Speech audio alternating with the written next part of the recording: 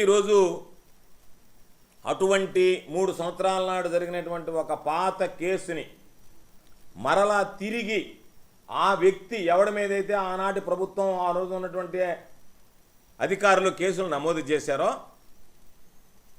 వాళ్ళ మీద తిరిగి ఆ ప్రభుత్వంలో ఉన్నటువంటి పెద్దలందరి మీద మీరు కేసు నమోదు చేయండి అని అంటే ఈరోజు దానికి సంబంధించి చంద్రబాబు ప్రభుత్వం సిఐడి డీజీగా ఉన్నటువంటి సునీల్ కుమార్ గారు, ఇంటెలిజెన్స్ డీజీగా ఉన్నటువంటి సీతారామాంజనేయులు గారు, రాష్ట్ర ముఖ్యమంత్రిగా ఉన్నటువంటి జగన్మోహన్ రెడ్డి గారు, మిగతా ఆసుపత్రికి సంబంధించినటువంటి వైద్యులు వీళ్ళందరినీ A1, A2, A3, A4లుగా చేర్చి ఈరోజు ఎఫ్ఐఆర్ నమోదు చేయడం జరిగింది.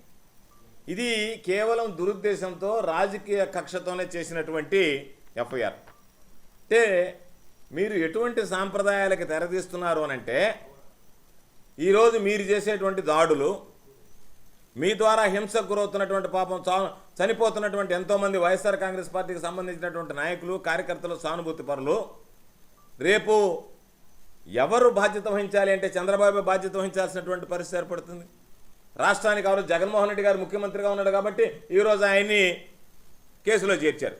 ఈరోజు చంద్రబాబు ముఖ్యమంత్రిగా ఉన్నాడు కాబట్టి ఈ రాష్ట్రంలో జరిగేటువంటి దురాఘాతాలు అన్నిటికీ చంద్రబాబు నాయుడు బాధ్యత వహించాల్సి ఉంటుంది. రేపు వాళ్ళు కేసు నమోదు చేస్తే ఈరోజు ఇచ్చినటువంటి కేసుల్లో మీరేమీ పట్టించుకోకుండా వదిలేస్తున్నారు. రేపు వాళ్ళ మీద కేసులు నమోదు చేసినటువంటి మీరు ఈరోజు వాళ్ళ మీద అనవసరమైనటువంటి కేసులు పెడుతున్నారు.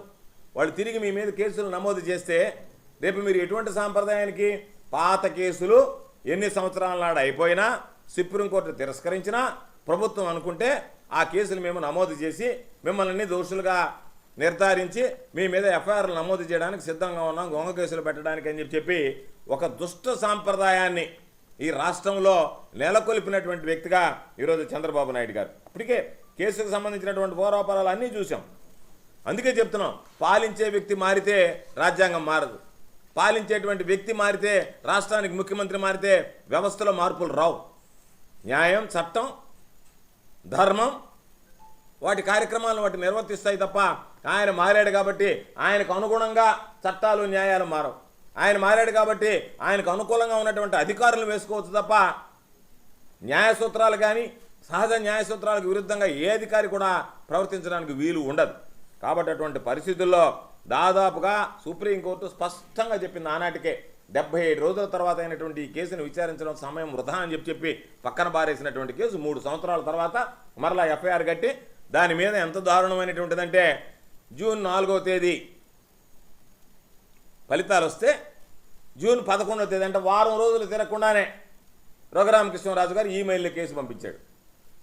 ఆయన 11వ తేదీ ఈమెయిల్లో వీళ్ళకి ఫిర్యాదు చేస్తే 10వ తేదీ అంటే ఒకరోజు ముందుగానే పాపం అధికారులు అత్యుత్సాహం లీగల్ ఒపీనియన్ తీసుకున్నారు. అంటే ఆయనకి వీళ్ళు లీగల్ ఒపీనియన్ తీసుకొని మీరు కేసు పెట్టండి అని చెప్పి ఇది ఫ్యాబ్రికేటెడ్ కేసులాగా అనిపిస్తుంది తప్ప వాస్తవంగా అనిపించినట్టు. లేకపోతే జూన్ 11వ తేదీ ఆయన ఈమెయిల్ ఇస్తే జూన్ 10వ తేదీ మీకు ఏ విధంగా దాని మీద మీరు లీగల్ ఒపీనియన్ తీసుకుని ఈరోజు ఎఫ్ఐఆర్ నమోదు చేశారు.